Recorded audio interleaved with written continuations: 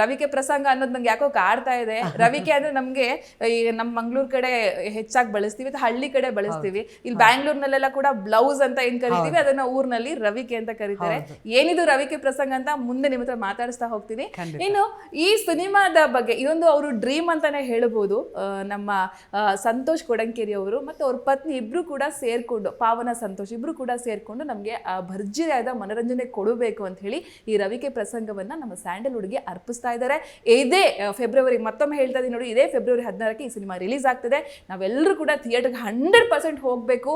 ಥಿಯೇಟರ್ನಲ್ಲೇ ಕೂತ್ಕೊಂಡು ನೋಡುವಂಥ ಸಿನಿಮಾ. ಈಗ ನಾನು ಸಂತೋಷ್ ಕೊಡಂಕೇರಿ ಅವ್ರನ್ನ ಕೂಡ ಕಾರ್ಯಕ್ರಮಕ್ಕೆ ವೆಲ್ಕಮ್ ಮಾಡ್ತೀನಿ. ಸರ್, ಕಾರ್ಯಕ್ರಮಕ್ಕೆ ಸ್ವಾಗತ.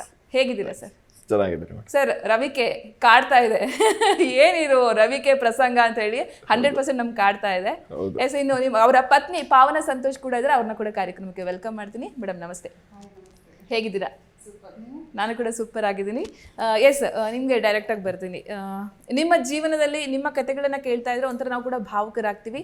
ಮತ್ತೆ ಅದೇ ರೀತಿಯ ಈ ಸಿನಿಮಾದಲ್ಲಿ ನಾನು ಕೇಳ್ಪಟ್ಟಂತೆ ಒಂದು ಹೆಣ್ಣಿನ ಶೋಷಣೆ ಆಗಿರ್ಬೋದು, ಹೆಣ್ಣಿನ ಅಂತರಾಳ ಆಗಿರ್ಬೋದು, ಹೆಣ್ಣಿನ ನೋವು ಆಗಿರ್ಬೋದು, ಇದೆಲ್ಲವನ್ನು ಕೂಡ ಅಳವಡಿಸಿ ಆದಂಥ ಸಿನಿಮಾನೇ ರವಿಕೆ ಪ್ರಸಂಗ ಅಂತ ಗೊತ್ತಾಗಿದೆ. ಸೊ ನಿಮ್ಮ ಮೊದಲ ರಿಯಾಕ್ಷನ್? ಸೊ ಮೊದಲನೇ ಸರ್ತಿ ಈ ಸಿನಿಮಾದ ಕಥೆ ಅಥವಾ ಈ ಒಂದು ಕಥೆ ಒಂದು ಎಳೆಯನ್ನು ಕೇಳಿದ ತಕ್ಷಣ ನನ್ನ ಕಿವಿ ನೆಟ್ಟಗಾಯಿತು.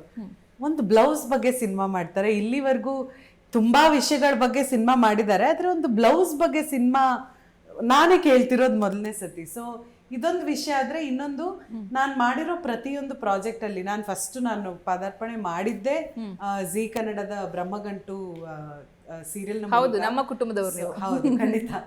ಸೊ ಆ ಸೀರಿಯಲ್ನಲ್ಲೂ ಅಷ್ಟೇ ಒಂದು ಹೆಣ್ಣು ಮಗಳ ಜೀವನ, ಅವಳ ಆಸೆಗಳು, ಅವಳ ಕನಸು, ಈ ಒಂದು ಎಳೆಯನ್ನ ಇಟ್ಕೊಂಡು ಸೀರಿಯಲ್ ಬಂದಿತ್ತು. ಈಗ ಇಲ್ಲಿ ರವಿಕೆ ಪ್ರಸಂಗ ಅಂತ ನೋಡಿದ್ರೆ ಅಲ್ಲೂ ಕೂಡ ಅವಳ ಅಂತರಾಳ, ಅವಳ ಮನಸ್ಸು, ಅವಳ ಆಸೆಗಳು, ಅವಳು ಮದ್ವೆ ಆಗ್ಬೇಕು ಅಂತ ಆಸೆ ಇಟ್ಕೊಂಡಿರೋದು, ಈ ರೀತಿ ಸುಮಾರೊಂದಿಷ್ಟು ವಿಷಯಗಳು ಅವಳು ಸುತ್ತಾ ಇರುತ್ತೆ. ಅಂಡ್ ಇಲ್ಲಿ ರವಿಕೆ ಅಂತ ಬಂದ ತಕ್ಷಣ ಓಕೆ, ಅವಳ ಕನಸು, ಆಸೆ ಎಲ್ಲ ಸರಿ, ಆದ್ರೆ ಇದಕ್ಕೂ ರವಿಕೆಗೂ ಏನ್ ಸಂಬಂಧ ಇರ್ಬೋದು, ಹೆಂಗಿರ್ಬೋದು ಅಂತ ನನಗೂ ಕುತೂಹಲ ಇತ್ತು. ಕತೆ ಕೇಳಿದ ತಕ್ಷಣ ನನಗೆ ತುಂಬಾ ಖುಷಿ ಆಯ್ತು. ಯಾಕಕ್ಕೆ ಅಂತ ಹೇಳಿದ್ರೆ, ಒಂದು ಕನ್ನಡ ಚಿತ್ರರಂಗದಲ್ಲಿ ಈ ರೀತಿಯಾದ ಒಂದು ಪ್ರಯತ್ನ ಇಲ್ಲಿವರೆಗೂ ನಡೆದಿಲ್ಲ. ಇದು ಮೊದಲನೇ ಸರ್ತಿ. ಒಂದು ಕನ್ನಡ ಚಿತ್ರರಂಗ ಅಂತ ಹೇಳಲ್ಲ, ನಾನು ಎಲ್ಲಾ ಕಡೆ ಎಲ್ಲಾ ತರದ ಚಿತ್ರರಂಗಗಳನ್ನು ಸೇರಿಸಿ ಒಂದು ಬ್ಲೌಸ್ ನ ಇಟ್ಕೊಂಡು ಸಿನಿಮಾ ಯಾರು ಇಲ್ಲಿವರೆಗೂ ಮಾಡಿಲ್ಲ. ಅಂಡ್ ಈ ಕಥೆಯನ್ನ ಕೇಳಿದಾಗ ನನಗೆ ತುಂಬಾ ಖುಷಿ ಆಯ್ತು. ಯಾಕಂತ ಹೇಳಿದ್ರೆ it is a combination, it is ಏನು ಪ್ಯಾಕೇಜ್ ಆಫ್ ಎವ್ರಿಥಿಂಗ್. ನೀವೊಂದು ಸಿನಿಮಾ ಫ್ಯಾಮಿಲಿ ಜೊತೆ ಕೂತ್ಕೊಂಡು ಹೋಗಿ ನೋಡ್ತೀರಾ ಅಂತ ಹೇಳಿದ್ರೆ ಅದ್ರಲ್ಲಿ ನಗು ಇರ್ಬೇಕು, ಅಳು ಇರ್ಬೇಕು, ಒಂದು ಸಂದೇಶ ಇರ್ಬೇಕು, ಪ್ರೀತಿ ಇರ್ಬೇಕು, ಫ್ಯಾಮಿಲಿ ಇರ್ಬೇಕು, ಪ್ರತಿಯೊಂದು ಒಳಗೊಂಡು ಒಂದು ಸಿನಿಮಾ ಅದ್ಭುತವಾಗಿ ಮೂಡ್ ಬರುತ್ತಂತೆ.